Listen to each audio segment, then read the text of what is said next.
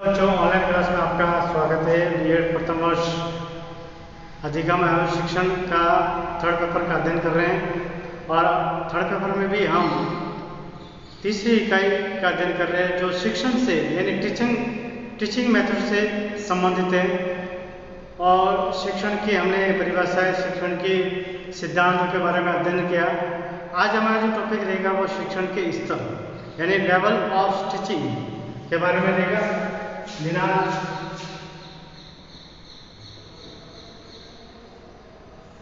30/7/21 कक्षा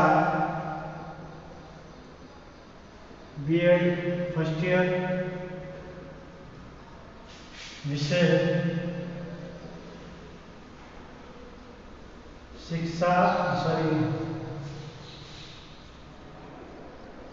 अधिगम एवं शिक्षण। अधिगम एवं शिक्षण प्रकरण है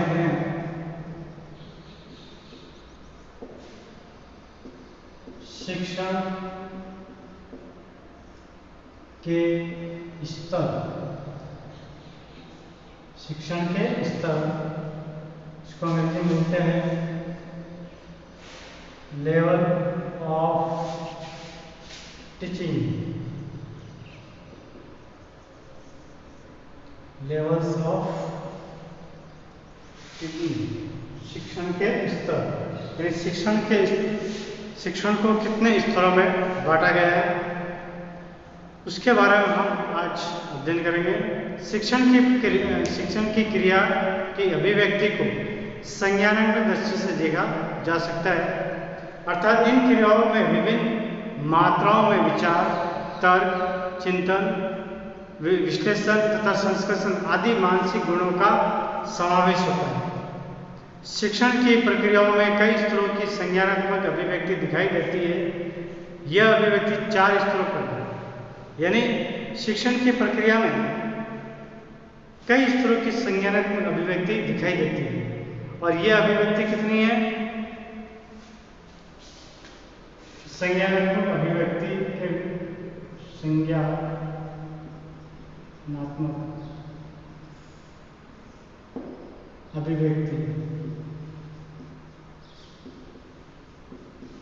संज्ञानात्मक अभिव्यक्ति के स्तर। पहला है स्वायत्त विकास स्तर। स्वायत्त विकास स्तर।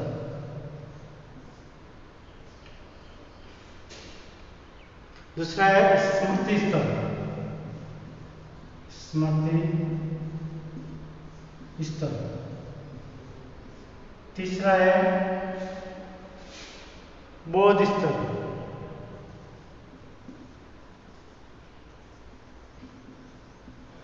और चौथा है चिंतन या विमर्श स्तर। चिंतन या विमर्श स्तर। 4 प्रकार से संज्ञानात्मक अभिव्यक्ति के स्तर बताए। स्वायत्त विकास स्तर, स्वायत्त विकास स्तर, स्मृति स्तर, बोध स्तर और चिंतन या विमर्श स्तर।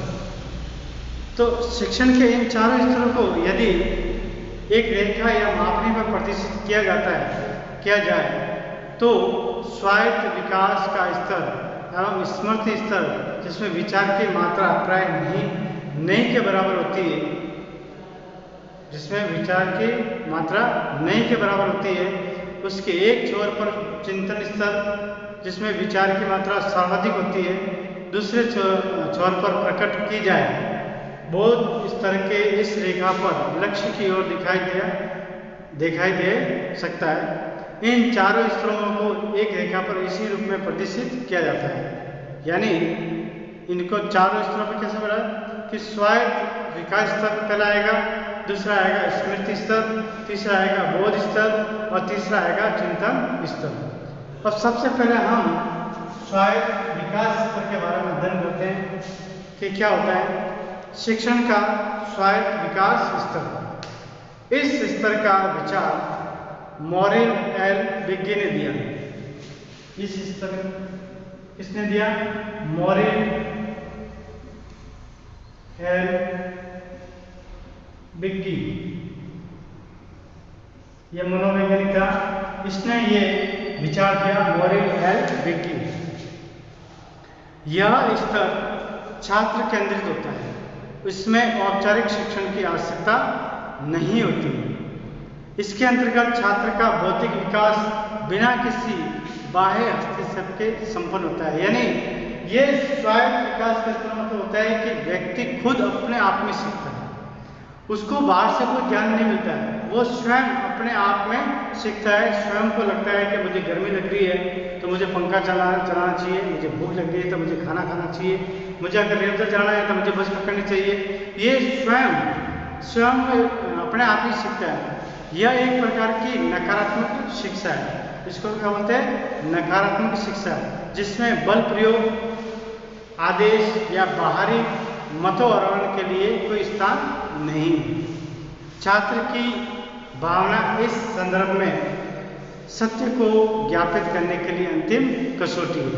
ठीक है। दूसरा है शिक्षण का स्मृति स्तर। शिक्षण का स्मृति स्तर, यह स्तर शिक्षक केंद्रित होता है। जो पहले था वो कौन सा है? ये छात्र केंद्रित है, ये छात्र केंद्रित, और ये है जो शिक्षक केंद्रित है।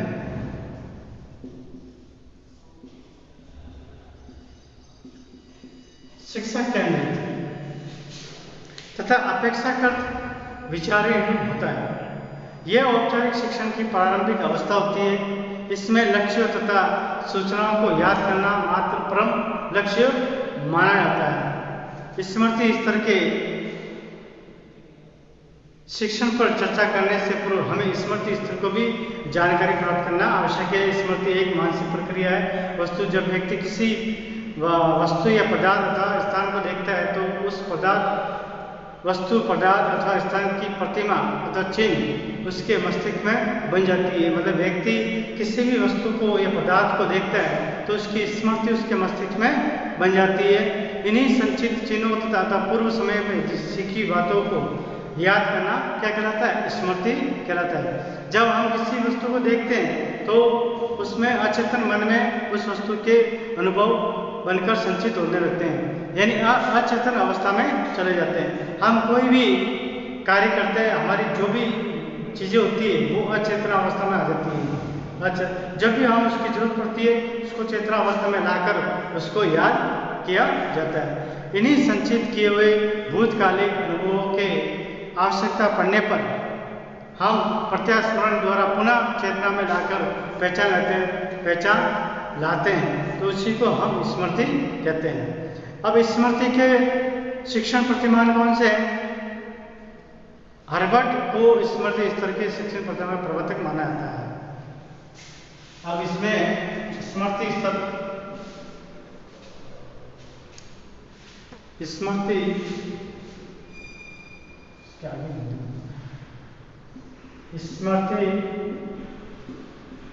स्तर के शिक्षण प्रतिमान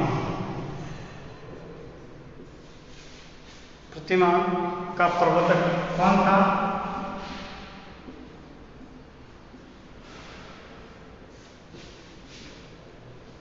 प्रवर्तक कौन माने आते हैं?